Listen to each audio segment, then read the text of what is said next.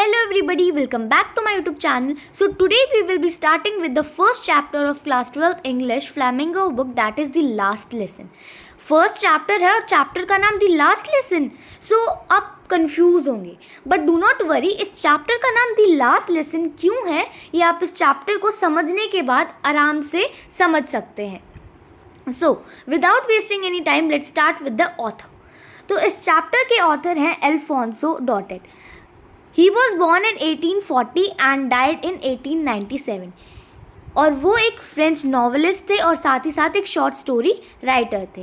ये जो last lesson है ना, ये फ्रांस और प्रशियन वॉर वाले दिनों को डिपिक्ट करता है. मतलब उस सिनेरियो को दिखाता है जो वॉर चल रही थी 1870 से 1871 के बीच में, जब फ्रांस प्रशिया से हार गया था, लेड बाय बिस्मार्क. ठीक है, प्रशिया को कौन लीड कर रहा था? Bismarck. He was a person basically. ठीक है, प्रशिया में कौन कौन सी कंट्रीज आती थी? जर्मनी, पोलैंड और ऑस्ट्रिया के भी कुछ पार्ट्स. तो प्रशिया ने फ्रांस को हरा दिया था. और इस चैप्टर में हम देखेंगे कि कुछ फ्रांस कंट्री के दो डिस्ट्रिक्ट एल्सेस और लॉरेन, ये दोनों प्रशिया के कंट्रोल में आ गए थे. इस स्टोरी के अंदर बेसिकली हम देखेंगे कि इस वॉर से स्कूल लाइफ पे क्या इम्पैक्ट आया था, क्या इफ़ेक्ट पड़ा था. ठीक है, so let's start with the chapter now. I started for school very late that morning and was in great dread of scolding, especially because M. Hamel had said that he would question us on participles. अब story start होती है आई से. आई कौन है इस chapter के? Narrator. तो narrator ये कहते हैं कि उस दिन मैंने बहुत लेट स्टार्ट किया था स्कूल के लिए रेडी होना. वो मतलब लेट हो गए थे स्कूल के लिए और वो बहुत ग्रेट ड्रेड में थे, यानी कि बहुत ज़्यादा डरे हुए थे ऑफ स्कोल्डिंग, कि उन्हें डांट ना पड़ जाए, क्योंकि एम हैमल ने उन्हें होमवर्क दिया था पार्टिसिपल्स के ऊपर, कि वो उनसे नेक्स्ट डे पार्टिसिपल्स के ऊपर क्वेश्चंस करने वाले हैं, फ्रेंच लैंग्वेज के पार्टिसिपल टॉपिक के ऊपर. ठीक है, and I did not know the first word about them. लेकिन जो नरेटर है उन्हें उसके बारे में एक अक्षर भी ना आता था. ठीक है, for a moment I thought of running away and spending the day out of doors. तो एक मोमेंट के लिए नरेटर ने सोचा कि क्यों ना मैं यहाँ से भाग जाऊँ और पूरा दिन बाहर ही बिता दूँ, स्कूल के बाहर. It was so warm so bright. वो दिन भी इतना अच्छा था, बहुत गर्म और बहुत bright. The birds were chirping at the edge of the woods. और at edge of the woods यानी कि जंगल में बर्ड्स भी चिरपिंग कर रहे थे, यानी कि जो बर्ड्स की आवाज़ होती है वो सुनाई दे रही थी. And in the open field back of the सॉमिल the Prussian soldiers were drilling. और सॉमिल के पीछे, सॉमिल बेसिकली होती है एक वुड कटिंग फैक्ट्री. ठीक है, उसके पीछे जो प्रशियन सोल्जर्स हैं वो ड्रिलिंग कर रहे थे, यानी कि एक्सरसाइज कर रहे थे. It was all much more tempting than the rule of participle. ये बहुत ज़्यादा टेम्पटिंग था, यानी कि अट्रैक्टिंग था पार्टिसिपल से, मतलब ज़्यादा ही कुछ अट्रैक्टिंग था. ये पार्टिसिपल्स पढ़ने पड़ेंगे, इससे तो अच्छा वो ये सब कुछ एंजॉय कर लेता, वो ये सोच रहा था. But I had the strength to resist and hurried off to school. लेकिन जो नरेटर है उनके अंदर इतनी स्ट्रेंथ थी कि वो रेजिस्ट कर पाए, यानी कि इस चीज़ को अपोज कर पाए, इससे अपना ध्यान हटा पाए और फिर वो जल्दी जल्दी स्कूल के लिए निकल जाते हैं. When I passed the town hall, there was a crowd in the front of bulletin board. जब वो टाउन हॉल के पास पहुँचे, एक बिल्डिंग है टाउन हॉल बेसिकली, तो वहाँ पर उन्होंने बुलेटिन बोर्ड के पास बहुत ज़्यादा क्राउड देखा, भीड़ देखी. For the last 2 years, all our bad news had come from there. पिछले 2 सालों से सारी बुरी खबरें इसी जगह से आ रही थी, मतलब उस बुलेटिन बोर्ड के वहीं से आ रही थी. The lost battles, the draft, the orders of commanding officers, and I thought to myself without stopping, what can be the matter now? मतलब उस बुलेटिन बोर्ड के ऊपर सारी खबरें होती थी कि बैटल्स, वो मतलब जो जो वॉर वो हार गए हैं, या फिर कमांडिंग ऑफिसर ने क्या ऑर्डर दिए हैं, तो ये सारी चीज़ें वहीं से आती थी, ये सारी बुरी खबरें. तो उन्होंने बिना रुके सोचा, नरेटर ने बिना रुके सोचा कि अब क्या मैटर हो सकता है. Then as I hurried by as fast as I could go. तो उन्होंने इतनी जल्दी करी जितना वो जा सकते थे. द ब्लैक स्मिथ वॉचर, उन्हें एक ब्लैक स्मिथ मिला. ठीक है, उसका नाम था Wachter. Who was there with his apprentice, apprentice के साथ था अपने reading the bulletin called after me. Don't go so fast, bub. You will get to your school in plenty of time. यानी कि वो अपने अप्रेंटाइज के साथ था और उन्होंने देखा, वो बुलेटिन बोर्ड के पास खड़े होके रीड कर रहे थे वो जो न्यूज़ थी. उन्होंने नरेटर को बोला कि तुम इतनी जल्दी मत जाओ, बहुत टाइम है, आराम से पहुंच जाओगे. I thought he was making fun of me. Narrator को लगा कि वो उसका मजाक उड़ा रहे थे. And reach M Hamel's little garden all of my breath. और धीरे धीरे नरेटर जो है, धीरे धीरे नहीं सॉरी, तेज तेज जाके नरेटर जो है वो एम हैमिल के गार्डन तक पहुंच गए थे. एम हैमिल कौन थे? बेसिकली नरेटर के टीचर थे जो उन्हें फ्रेंच लैंग्वेज पढ़ाते थे. ठीक है, French teacher basically. Usually when school began there was a great bustle. हालांकि जब स्कूल स्टार्ट होता था बहुत ज़्यादा बज़ल थी, मतलब बहुत ज़्यादा चहचहाट की आवाज़ आती थी जो कि गलियों में, स्कूल के बाहर की गलियों में भी सुनाई देती थी. The opening and closing of desk. जब वो अपने डेस्क को सरकाते थे वो आवाज़ें यूनिजन में, यानी कि सब मिलके लेसन्स रिपीट करते थे बहुत लाउड, अपने कानों पे हाथ रख के, ताकि वो और अच्छे से याद कर पाए. तो कुछ स्टूडेंट्स होते हैं ना, मतलब अपने कानों पे हाथ रख के याद करते हैं बहुत तेज़ आवाज़ में ताकि अच्छे से वो याद कर पाए. ठीक है, तो मतलब बच्चे ऐसे ही करते थे और बहुत बहुत तेज़ आवाज़ आती थी वो चीज़ रिपीट करने की. And the teacher's great ruler rapping on the table. और टीचर अपने आयरन स्केल को, मतलब अपने रूलर को बहुत तेज़ से टेबल पे हिट करती हैं. तो ये सारी चीज़ें, ये सारी आवाज़ें सुनाई देती थी जनरली गलियों में भी. But now it was so still. लेकिन आज के दिन बहुत शांति थी. I had counted on the commotion to get to my desk without being seen. हर रोज़ क्या होता था? कमोशन. कमोशन क्या होता है? शोर, नॉइज़. हर रोज़ नरेटर अपनी सीट पे पहुंचने के लिए कमोशन, उस नॉइज़ का सहारा लेते थे. यानी कितने शोर शराबा होता था, चुपचाप अपने डेस्क पे पहुंच जाते थे. But of course that day everything had to be as quiet as Sunday morning. Sunday को जितनी शांति होती है उतनी ही शांति आज भी थी. Through the window I so my classmate. Window के थ्रू नरेटर ने अपने क्लासमेट्स को देखा जो अपनी सीट्स पे बैठे हुए थे. M Hamel walking up and down with his terrible iron ruler under his arm. अपने आर्म के नीचे रख के जो एम हैमिल है वो उस स्केल को लेके क्लास में अप एंड डाउन घूम रहे थे. I had to open the door and go in before everybody. अब नरेटर को गेट खोल के अंदर जाना था सबके सामने. You can imagine how blushed and how frighten I was. So author लिखते हैं कि अब आप इमेजिन कर सकते हो कि कितना शाय फील करवाने वाला और कितना डराने वाला सीन था वो. But nothing happened. लेकिन कुछ नहीं हुआ. M Hamel saw me and said very kindly. M Hamel ने उन्हें देखा और बहुत काइंडली बोला, go to your place quickly little Franz, we were beginning without you. कि अपनी सीट पे जाओ जल्दी से फ्रांस, हम तुम्हारे बिना ही शुरू करने वाले थे. तो यहाँ से हमें एक बहुत इंपॉर्टेंट चीज़ का पता चलता है कि क्या? फ्रांस. फ्रांस कौन थे? नरेटर. नरेटर का नाम क्या था? फ्रांस. तो ये एक इम्पॉर्टेंट पॉइंट है जो हमें यहाँ से पता चला है. ठीक है, नाउ आज के दिन, यानी कि जिस दिन का इस स्टोरी के अंदर बताया गया है, इस दिन बहुत ज़्यादा डिफरेंसेस थे. यानी कि बुलेटिन बोर्ड के सामने बहुत ज़्यादा भीड़ थी एंड सेकेंडली स्कूल में इतना ज़्यादा शोर नहीं था और एम हैमिल भी बहुत सॉफ्टली बोल रहे थे. तो ये बहुत अनयूजुअल चीज़ें हो रही थी. तो I jumped over the bench and sat down at my desk. Franz ने जंप किया और अपने डेस्क पे बैठ गया. Not till then when I got a little over my fright did I see that our teacher had on beautiful green coat, his frilled shirt and the little black silk cap all embroidered that he never wore except on inspection and prize day. तो मतलब France ऐसे ही थोड़ा बहुत देख ही रहा था कि उसने ध्यान दिया कि एम हैमिल जो उसके टीचर हैं उन्होंने बहुत अच्छे कपड़े पहन रखे हैं. क्या पहन रखा है उन्होंने? बहुत सुंदर सा ग्रीन कोट पहना हुआ है और एक फ्रिल्ड शर्ट पहनी हुई है और सर पे एक लिटिल ब्लैक सिल्क कैप है, एम्ब्रॉयडरी हो रखी है उसके ऊपर. ठीक है, और ऐसे कपड़े वो कभी नहीं पहनते सिवाय इंस्पेक्शन डेज के और प्राइज डेज के. ठीक है, besides the whole school seemed so strange. And solemn. आज जो है पूरा स्कूल बहुत अजीब सा ही, अनयूजुअल सा ही, स्ट्रेंज दिखाई दे रहा है. But the thing that surprise me most was to see on the back benches that were always empty the village people sitting quietly like ourselves. आज सबसे ज़्यादा स्ट्रेंज चीज़ उसे क्या लगी कि पीछे जब उसने बैक बेंचेस पे देखा तो वहाँ पर विलेज के लोग बैठे हुए हैं. जो डेस्क्स कभी खाली हुआ करते थे वहाँ पर अब विलेज के लोग बैठे हुए हैं. ठीक है, उनकी ही तरह.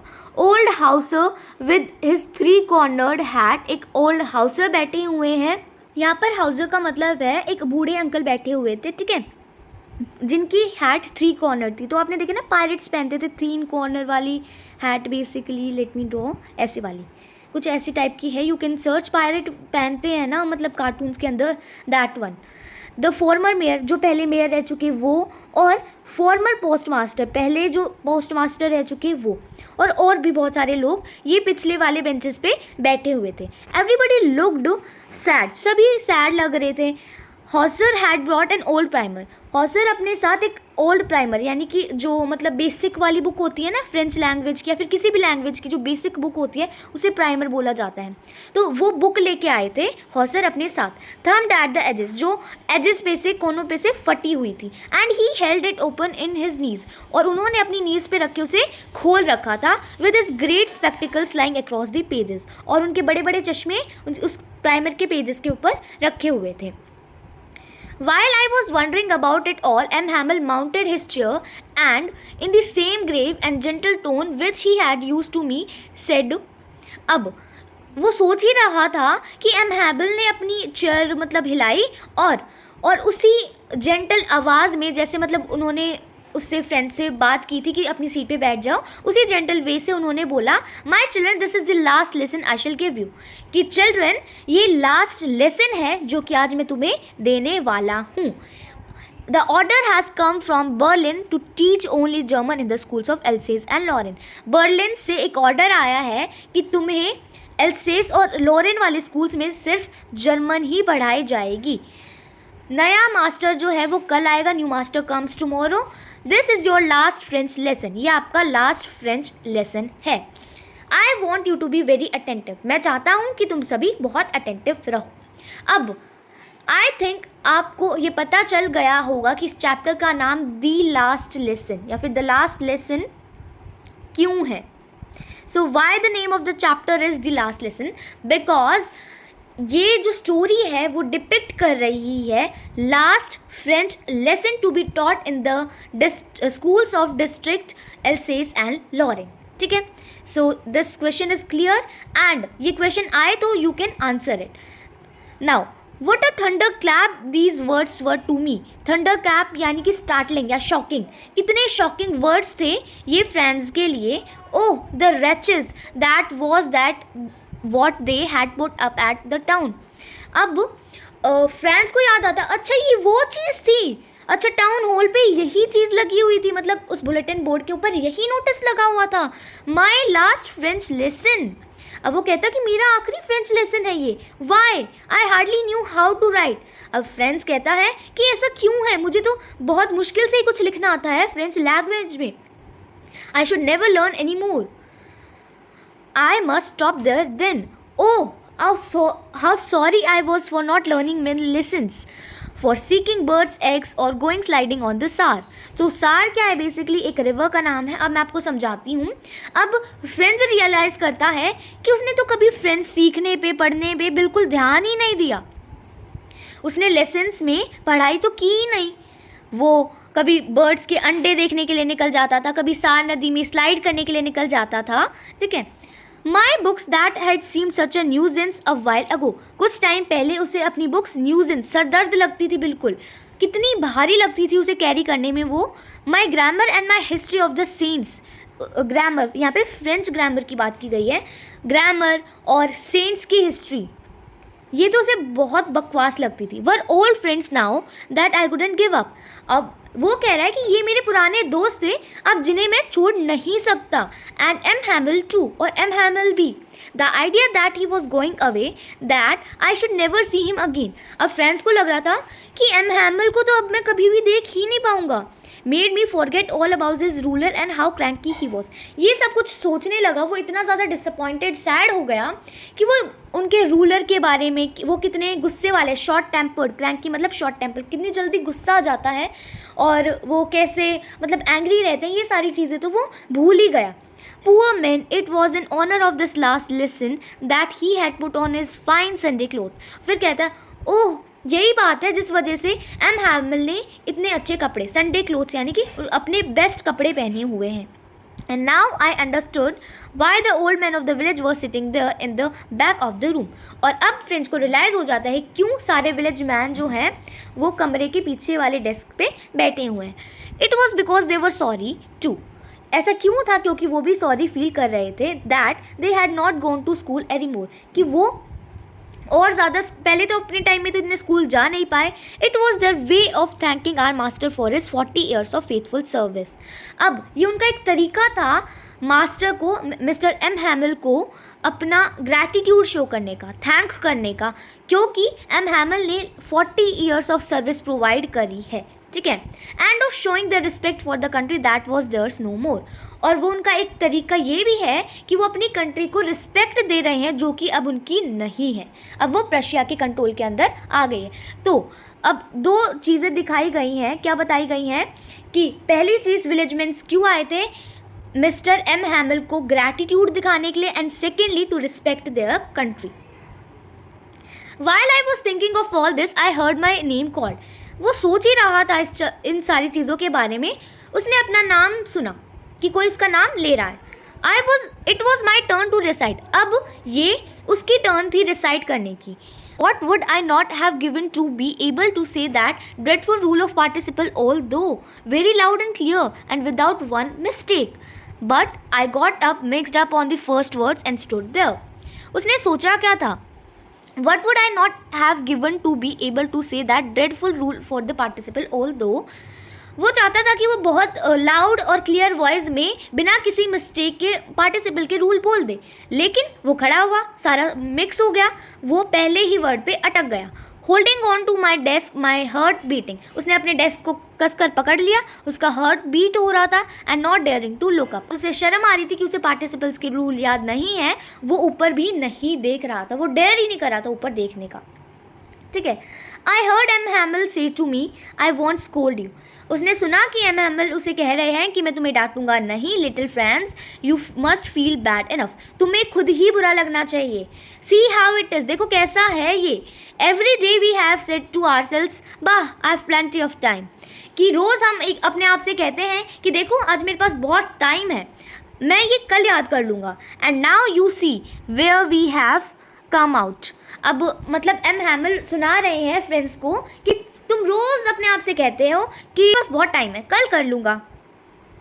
हम सभी ऐसा करते हैं, तो आज देखो आज हम कहाँ आ गए हैं।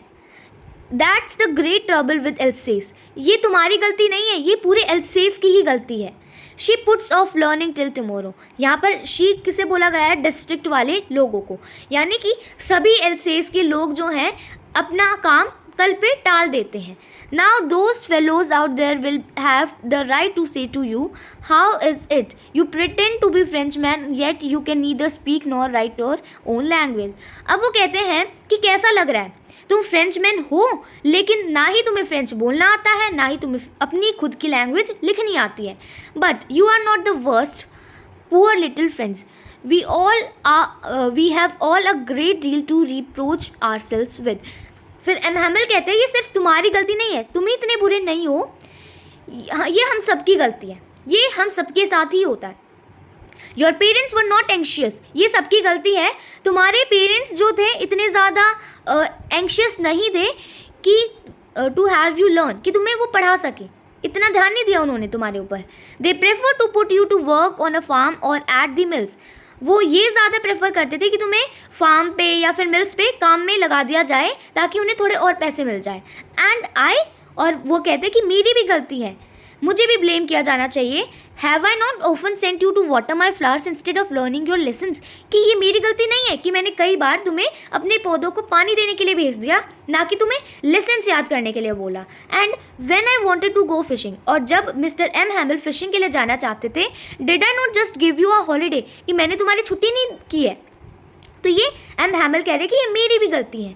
Then from one thing to another M Hamel went on to talk to the of the French language, फिर एक एक करके ऐसे ही फ्रेंच लैंग्वेज के बारे में वो बताते गए। सेइंग दैट इट वॉज, फिर एम हैमिल कहते हैं कि फ्रेंच लैंग्वेज बहुत ब्यूटीफुल और लॉजिकल लैंग्वेज है पूरी वर्ल्ड में, ठीक है, language in the world, the clearest and the most logical, सबसे ज़्यादा क्लियर और बहुत लॉजिकल लैंग्वेज है, that we must guard it among us and never forget it, कि हम सबको ये लैंग्वेज बहुत अच्छे से याद होनी चाहिए, आनी चाहिए और कभी भूलनी नहीं चाहिए।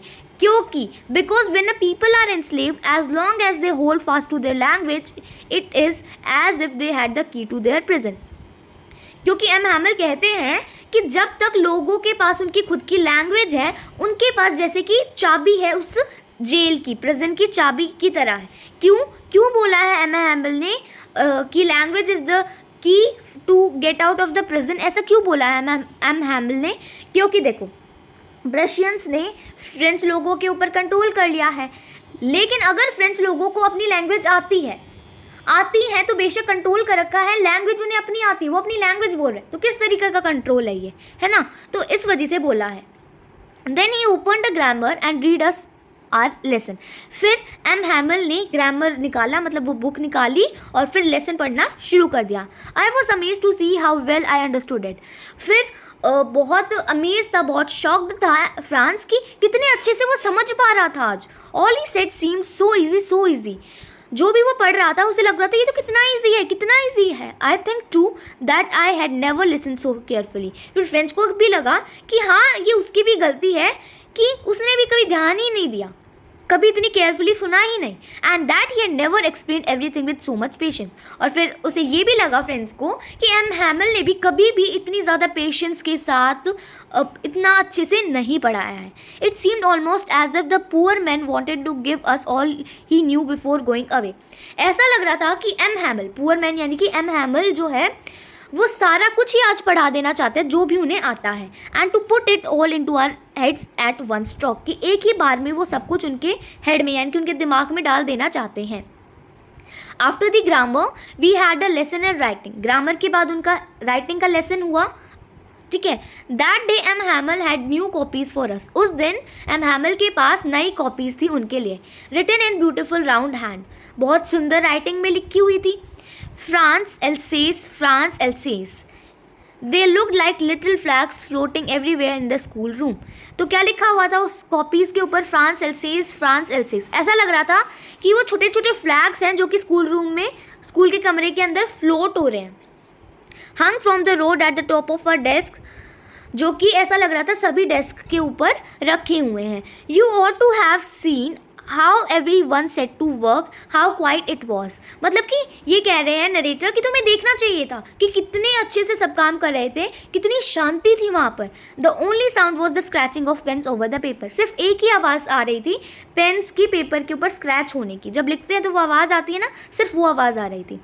Once some beetles flew in, एक बार कुछ बीटल्स आ गए थे क्लास के अंदर उस टाइम पे, उस पीरियड में, लेकिन किसी ने भी इतनी ज़्यादा टेंशन नहीं दी। Not even the little ones who worked right on the tracing the fish hooks as if what was French too. Little ones यहाँ पर बोला गया है पिजन्स को, पिजन्स को जो रूफ के ऊपर थे, मतलब जो स्कूल की रूफ पे जो पिजन्स फिश हुक जैसे स्क्रैच नहीं करते हैं, वैसे ही स्कूल की रूफ पे मतलब स्क्रैचिंग की आवाज़ कर रहे थे पिजन्स। ऐसा लग रहा था कि वो भी फ्रेंच में लिख रहे हैं, ठीक है। On the roof the pigeons cooed very low, और रूफ के ऊपर पिजन्स जो है कू कर रहे थे और वो भी बहुत कम आवाज़ में थे। And I thought to myself will they make them sing in German even the pigeons. फिर फ्रेंड्स ने सोचा कि वो हमें तो जर्मन सिखा देंगे, कि पर क्या वो पिजन्स को भी जर्मन सिखाएंगे। Whenever I looked up from my writing, I saw M. Hamill sitting motionless in his chair and gazing first at one thing, then at another, as if he wanted to fix in his mind just how everything looked in that little school room. जब भी writing छोड़ के France M हैमिल को देखने लगता तो वो देखता कि एम हैमिल बिना मोशन के, बिना किसी मूवमेंट के चेयर पे बैठे हुए हैं और धीरे धीरे एक एक करके वो सारी चीज़ें देख रहे हैं कमरे के अंदर जो भी रखा हुआ है। ऐसा लग रहा है कि वो सारी चीज़ें, सारी यादें अपने दिमाग में फिट करने वाले हैं, फिक्स करना चाहते हैं जो भी स्कूल के कमरे में है। Fancy for 40 years he had been there in the same place. ये बहुत अच्छी बात है, मतलब वो बहुत ज़्यादा अम्यूज हो गया है कि 40 साल के लिए वो एक ही जगह पे काम कर रहे हैं with his garden outside the window, और विंडो के बाहर उनका एक गार्डन है, and his class in front of him, और उनके सामने उनकी क्लास है।